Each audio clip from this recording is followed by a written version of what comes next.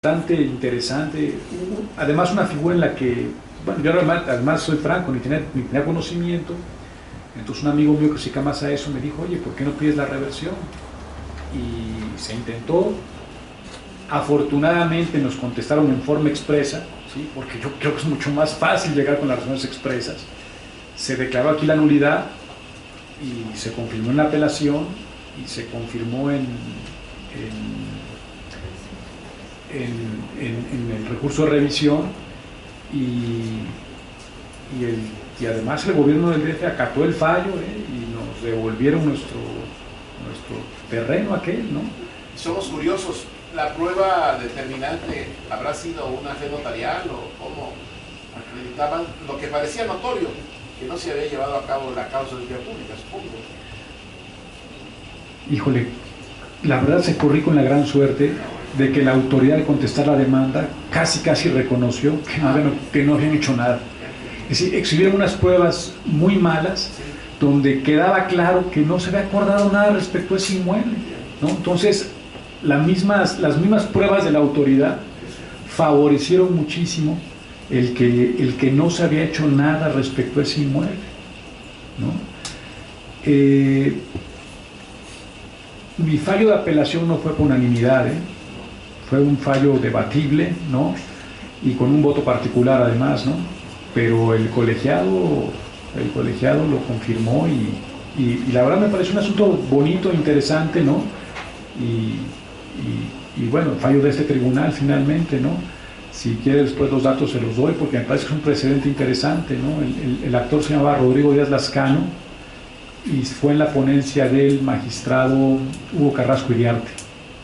Esa fue la primera instancia y bueno, después la apelación fue un fallo muy debatible. La apelación fue en la ponencia del magistrado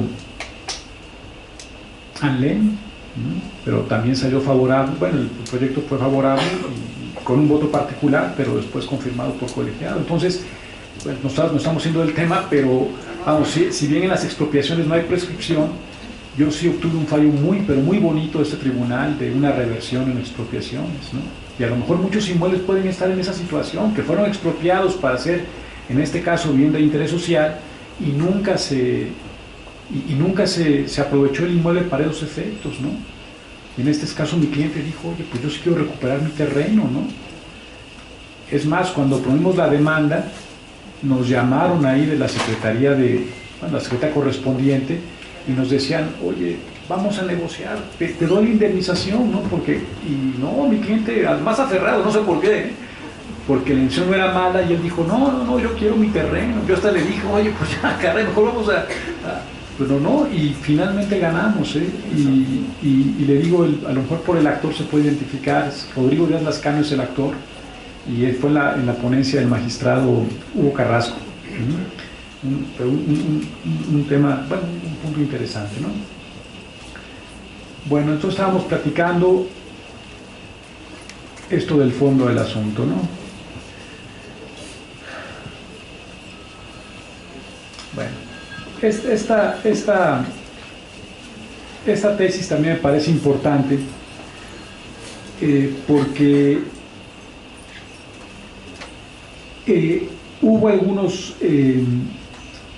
juzgados de distrito que cuando uno reclamaba la violación al derecho de petición, desechaban las demandas diciendo que el particular podía agotar previamente la negativa ficta, ¿sí? Es decir, como todos sabemos, en materia de amparo existe un principio de definitividad de la resolución, acorde con el cual uno únicamente puede ir a un juicio de amparo mientras no haya un procedimiento previo mediante el cual el asunto de uno puede encontrar solución. Entonces hubo algunos juzgados de distrito que dijeron, no, tú no puedes venir a reclamar el derecho de petición porque previamente pudiste haber agotado la negativa ficta. Yo ayer exponía que, en mi opinión, si la autoridad no me contesta, yo tengo tres opciones. Bueno, la primera, esperar que me conteste, ¿sí? La segunda, ir a la negativa ficta, pero también creo que tengo mi vía expedita para reclamar vía amparo la violación al derecho de petición, ¿sí? Entonces parece ser que para los juzgados esta vía de amparo no procedía. Decían, no, como tú tienes la negativa ficta, primeramente debes agotar la negativa ficta, y yo creo que eso no puede ser así. Y entonces esta tesis me parece muy interesante porque dice que estas ficciones jurídicas, porque finalmente ayer muchos de ustedes comentaban que son verdaderas ficciones jurídicas, es más, hasta comentábamos respecto a su constitucionalidad o inconstitucionalidad. Bueno, estas ficciones jurídicas no pueden hacer nugatorias los derechos humanos, ¿no? Antes está el respeto a los derechos humanos, ¿no? En aquel entonces el respeto a las garantías individuales. Entonces, esa tesis es importante porque dice, no, por más que existan estas figuras como la negativa ficta, la afirmativa ficta, antes está el respeto a las garantías individuales, ahora derechos humanos, y claro que el particular puede ir al amparo por estimar que se viola su derecho de petición, ¿sí? Entonces, yo pienso que sigue habiendo esas tres posibilidades, ¿sí? No me contestaste en 3 meses, yo tengo las 3 posibilidades: esperar a que me contestes, ir a la negativa ficta, o ir al amparo por violación al derecho de petición. Aunque ya platicamos que la negativa ficta tendría la ventaja de que en el mismo juicio quedaría resuelto el fondo del asunto, mientras que en el derecho de petición tendría yo que promover 2 juicios, ¿no? Es decir, dijimos que para los franceses, la negativa ficta en ese sentido era un avance, ¿sí? De que no tenía que promover yo 2 juicios, sino que en un solo juicio tenía que quedar resuelta la cuestión planteada, ¿no?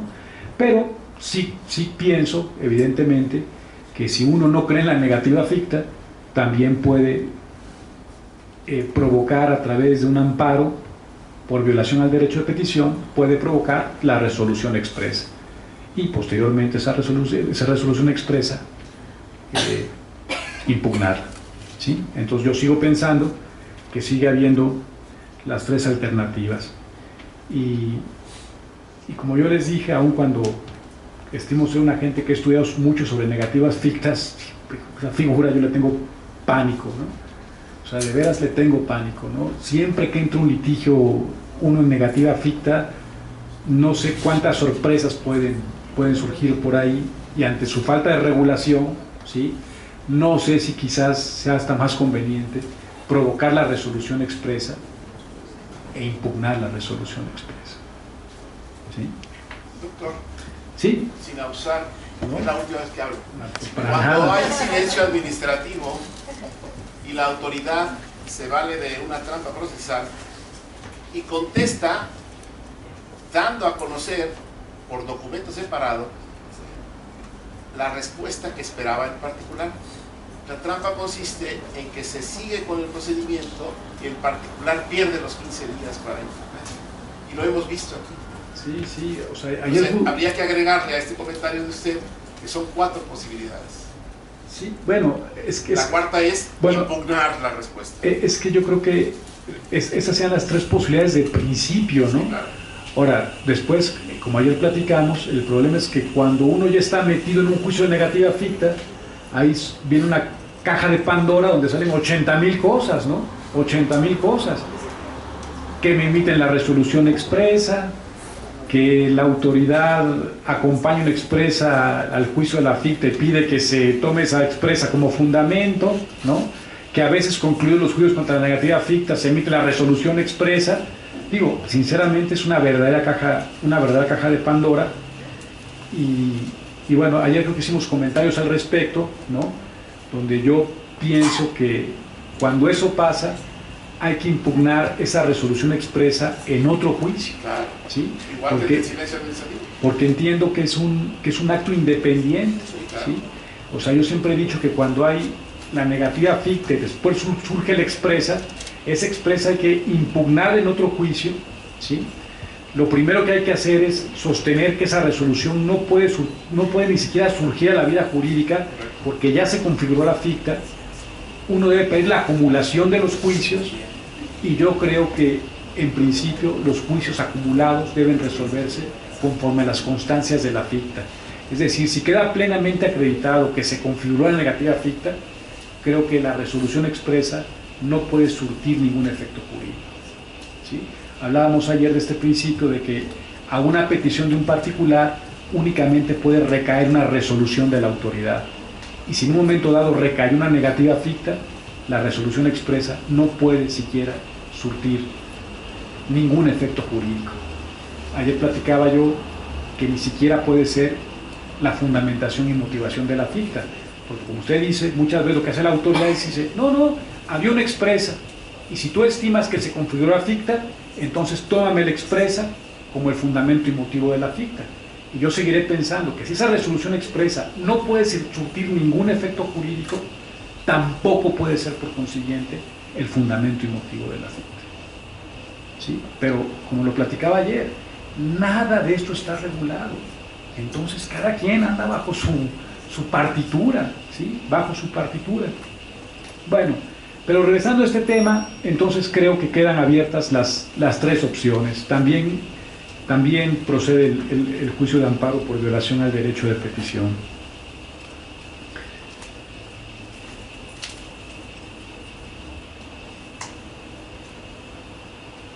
Esta tesis también me parece muy interesante. No, aquí voy mal.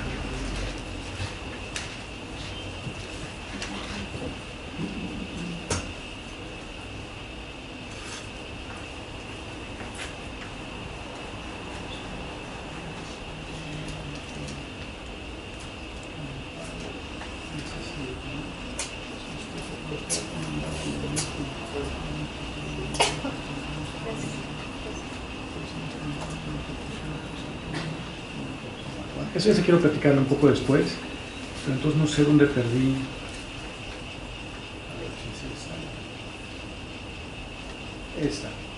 Esta me parece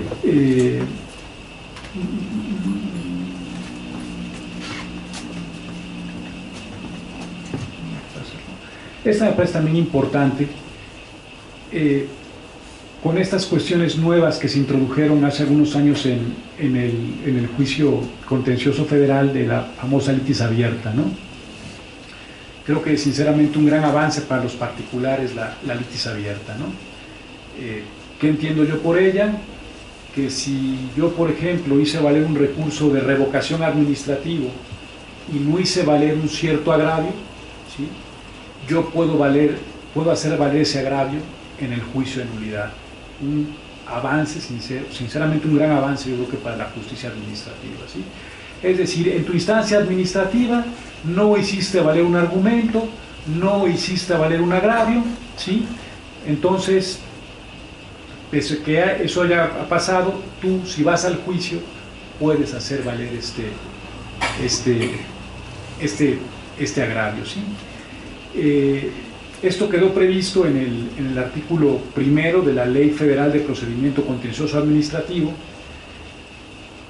Corríjanme, pero creo que no hay un artículo igual en la Ley Orgánica del Tribunal. Pienso yo que no hay un artículo igual, pero como es de aplicación supletoria la Ley Federal de Procedimiento Contencioso Administrativo, yo pensaría que también en ese tribunal opera la figura de la litis abierta, ¿sí? Lo que no recuerdo es que hay una disposición expresa. Sí, la hay. Bueno. Okay, pero si hay disposición expresa. Ok. Artículo 109 de la Ley Orgánica. 109. Bueno, entonces. Pero no la define. Claro, bueno, también. No, pero es que usted nos está dando elementos para entenderla mejor. Bueno, yo siempre la he entendido así, ¿no? Sí, siempre la entendí como un avance, ¿no? Decir, oye, fuiste un recurso, no hiciste valer un agravio. Bueno, no te preocupes, lo puedes hacer valer en el juicio de nulidad, ¿sí? Bueno, sin embargo, también, como todos sabemos, la Suprema Corte restringió muchísimo este principio de litiz abierta, ¿no? Porque en una tesis, la verdad, bastante dolorosa, dice la Corte, estoy de acuerdo, sí puede hacer valer agravios distintos, pero lo que no puedes es ofrecer más pruebas. Entonces creo que limitaron terriblemente la figura.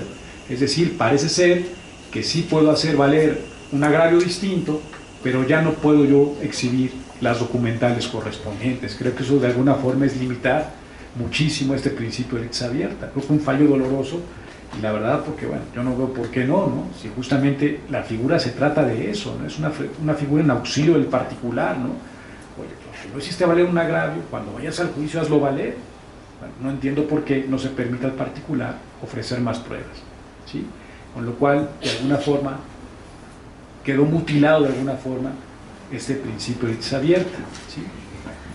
Ahora, el problema llega a la negativa ficta, ¿sí?